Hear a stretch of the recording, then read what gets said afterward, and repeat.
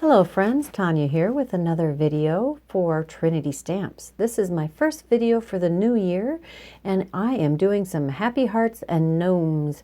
I wanted to play with some fun color combos that could be Valentine's but don't have to necessarily be Valentine's.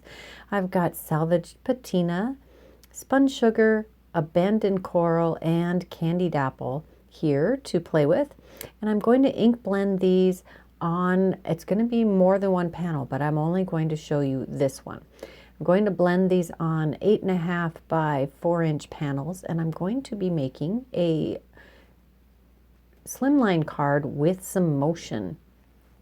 I'm just going to go through and ink blend these and get them nicely and smoothly blended, which worked much better after I re-inked my ink pads. Some of them were getting quite dry, and it really pays to re-ink sometimes. I really enjoyed how the abandoned coral and the candied apple blended together.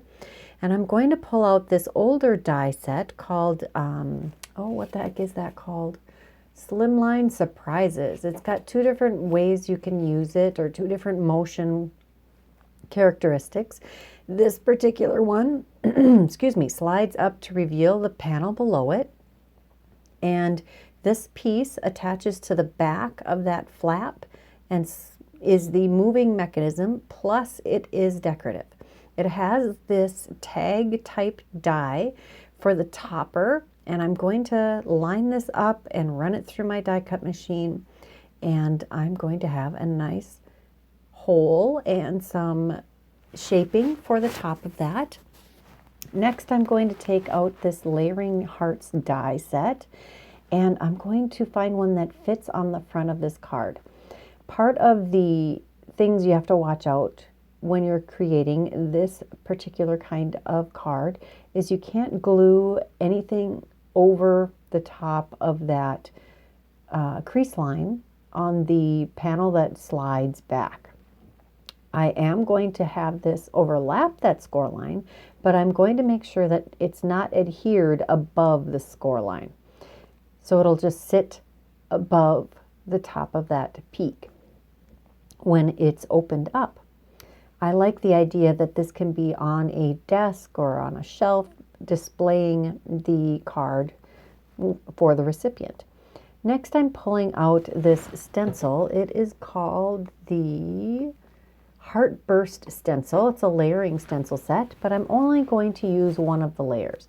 I'm going back over the ink blending that I had done earlier with the same colors to create a tone-on-tone effect with these Heartbursts. I love this layering stencil set. I think I've used it a few times, and it's definitely the season to pull it back out. If you already own it, great for you. If you don't, this is, I think, one of the must-haves in your stash. It is perfect for so many different occasions, and I love that it creates this amazing center point for you. Now, this is smaller than my 8.5-inch long panel, but I just moved it down and didn't actually create a true center point for it.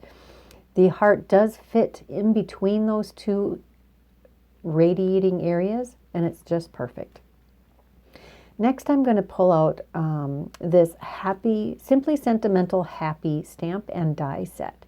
I'm going to, stamp directly on the panel here, on the sliding panel above the crease line for one of the sub-sentiment here, and I keep changing my mind what I want to put here.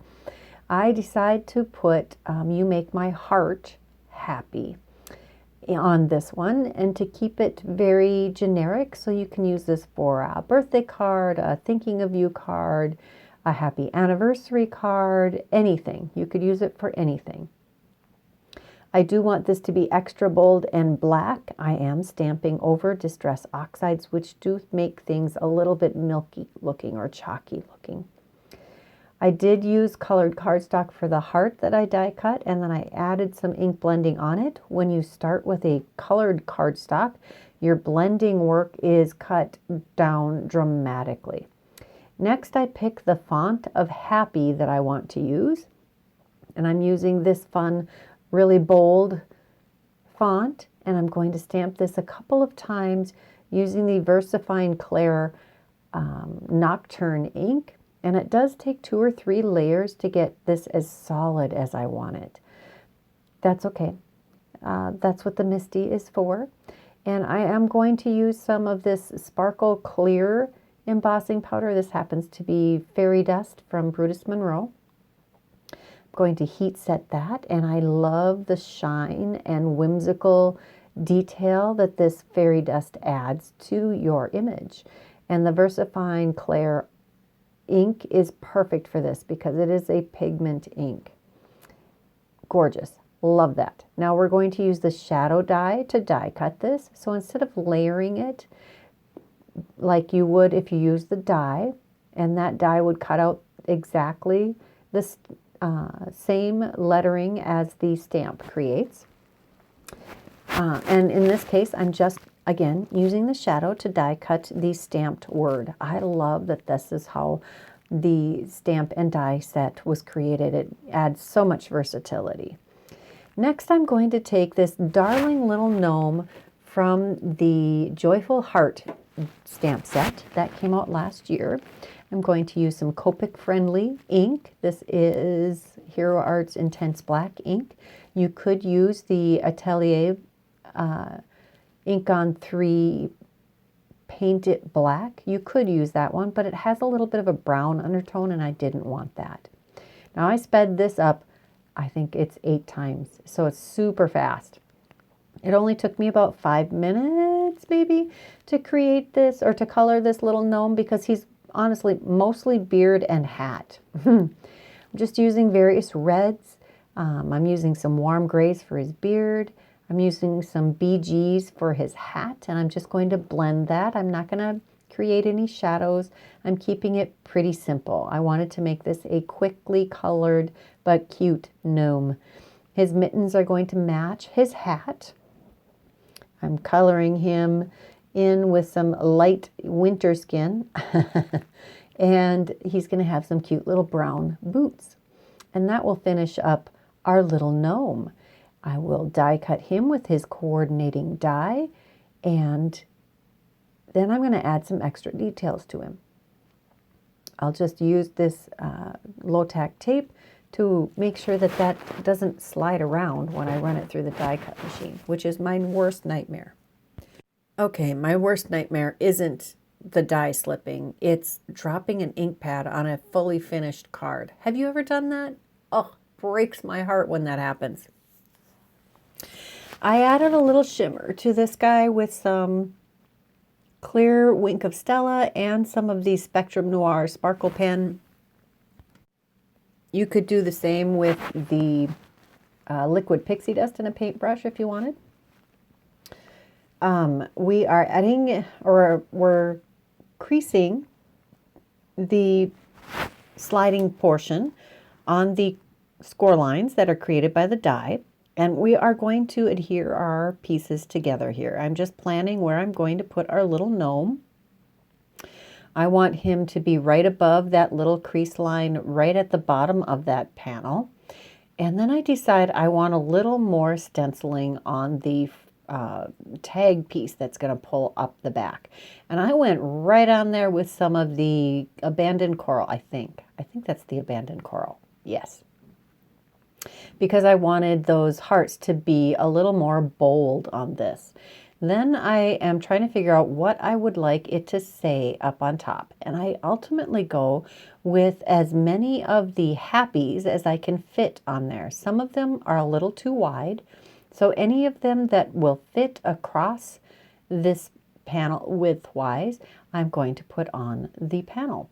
I do decide to alternate the bold with the scripty, and I line these all up in my Misty, and I'm going to use the VersaFine Clair ink again to stamp these on the tag that we're going to pull up.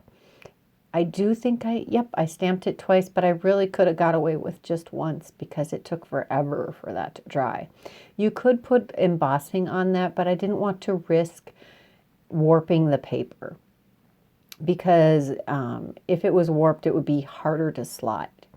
I do add the same style, or I do add more stenciling to the inside that will show after the slider motion is pulled. And then I also decide to stencil the rainbow, or not the window, the same color combo on the inside of the card. I flipped over my Misty, put a piece of scrap paper down, and used my magnets to hold the stencil and the card base steady while I am ink blending. This is one of my favorite techniques, another way to get more use out of your existing tools. There is a Make It station. I think it's the Wendy Vecchi Make It station that is a grid that has magnets that hold your stencils down, and that's pretty awesome. But this is what I have, and I don't have to buy anything extra. So I flip over our slider panel, and I make sure to get this centered and lined up with the edge of that piece that's going to pull up. And I add that with a little bit of glue just on the tab area. You'll be able to tell where that is. And I'm going to take these slivers of coaster blank to add just a little bit of dimension so that this slider will work perfectly.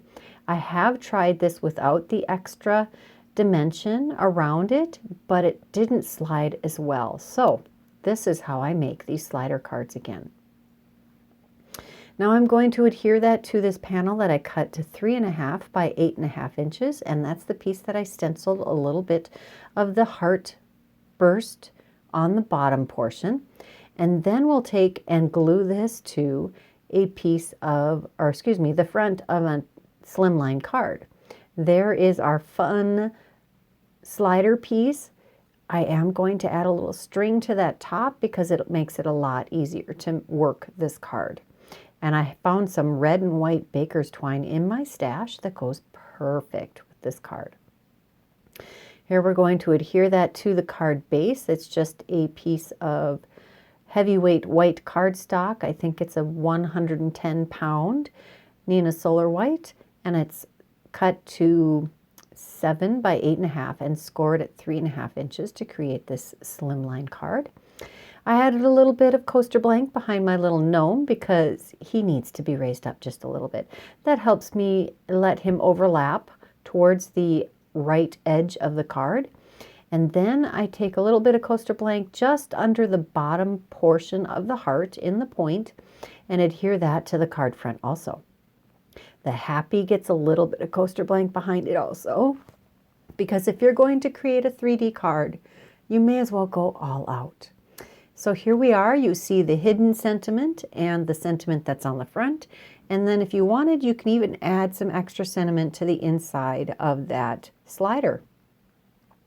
Next, I pull out the Tic Tac Jelly Drop Heart Mix in white. And this has 3 different sizes of hearts. These are adorable. I've had them in my stash since last year, and I don't know why I haven't used them yet. They are so stinking cute. They do come in many colors, and I have this color, and I have black, and I think I have some red also. I might have to get some more colors. The red I have might not have the 3 different sizes, so it might not be Trinity stamps. Check that out in the store. I'll have those linked in the description box below the video. There is the card as it opens and closes. What do you think? What occasion do you think you would give this card for? And what was your favorite part of this card? If you like this video, please give it a thumbs up. If you haven't subscribed to this channel, please take a moment to do that now. I wouldn't want you to miss any other of our fantastic videos. If you are interested in any of the supplies I used today, check that description box below. And here are a couple more videos I thought you might enjoy. Until next time, bye-bye.